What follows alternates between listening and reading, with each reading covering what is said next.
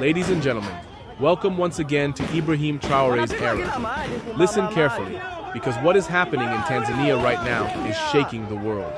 More than 1,500 people are already dead, and thousands are injured. On the morning of October 29, 2025, the sun rose peacefully over Dar es Salaam. By sunset, the city was covered in smoke, gunfire, and fear. They called it Election Day. But for Tanzania, it became Judgment Day.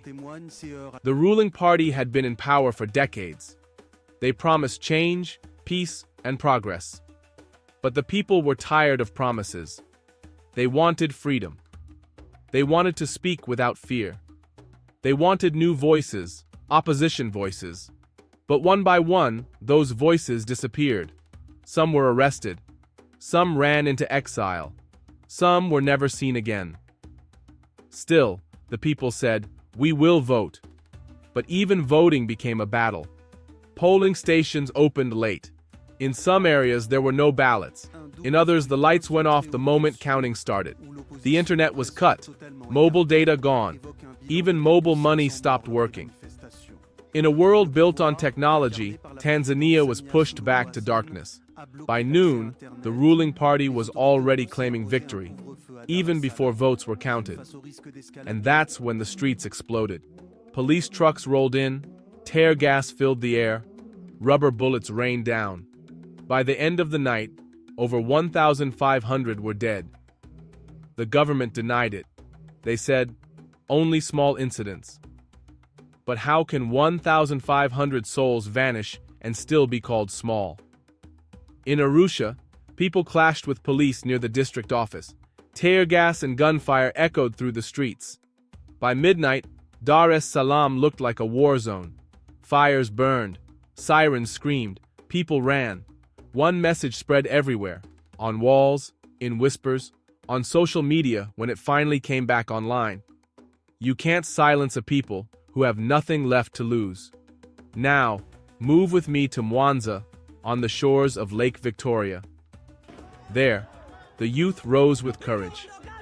They called themselves Watoto wa Uhuru, children of freedom.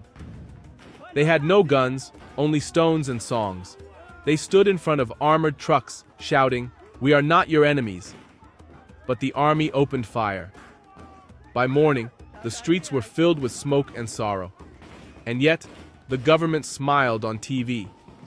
The spokesperson said calmly, "Tanzania is safe. The people have chosen. We are moving forward." But in the background of that same broadcast, gunfire could be heard. That is how truth dies, not with silence, but with lies. But this is bigger than Tanzania. This is about Africa waking up. For years, the continent has been boiling quietly, full of anger, pain, and disappointment. Then came a man from the heart of the Sahel, Captain Ibrahim Traoré of Burkina Faso, a young soldier who refused to bow to the West. They called him the rebel captain, the Lion of Africa. But to Africa's youth, he became something else, a symbol. He stood before the cameras and said, "Africa will no longer kneel. We will stand, or we will die standing." Those words traveled faster than bullets, from Mali to Niger, from Ouagadougou to Zanzibar, from the deserts to the coasts. His voice became the heartbeat of Africa's youth. In the Sahel, they called it a military takeover. But in the streets, they called it freedom. Traoré, together with Mali and Niger, built the alliance of Sahel states, a union free from France, free from Western control. They said, "Our land, our people, our rules." To some, it was rebellion. To others, it was redemption. And that fire, that courage, began to spread across Africa like dry grass in Harmattan. In Tanzania, that spark landed in the middle of chaos. The people were angry, but afraid. The system was powerful, but weak inside. When they heard Traoré's voice, raw, honest, fearless, something inside them changed. Young people started seeing their own struggle as part of something bigger, a continental movement. It wasn't just about votes anymore. It was about freedom from foreign hands, from corrupt elites, from decades of silence. University students began forming secret groups. They called themselves Sauti Mpya Afrika, the new voice of Africa. They shared Traoré's speeches in Telegram groups. They sent videos from Mali and Niger. They whispered, "If they can stand, so can we."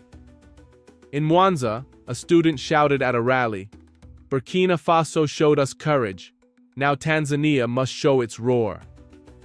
The youth were no longer afraid. They stopped seeing themselves as helpless citizens. They began seeing themselves as part of a new generation, the generation that would finish what Nyerere, Lumumba, Sankara, and Traoré started.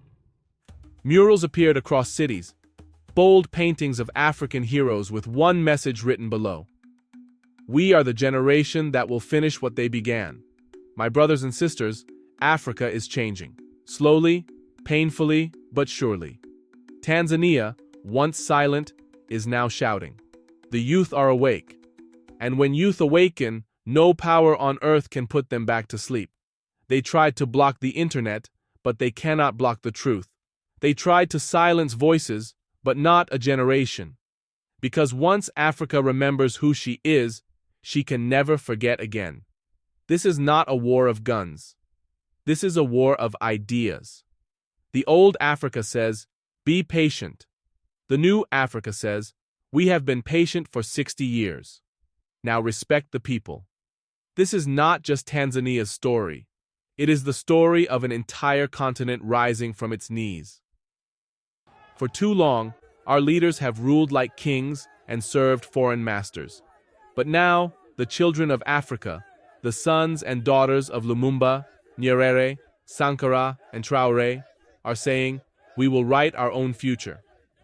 This revolution is not about war. It's about worth. It's about pride. It's about remembering that Africa does not need permission to rise. Tanzania's night was long, but dawn has come, and Africa is moving. From the streets of Dar es Salaam to the deserts of the Sahel, the same heartbeat is heard. We are Africa, and our time has come. This is Ibrahim Traoré's era.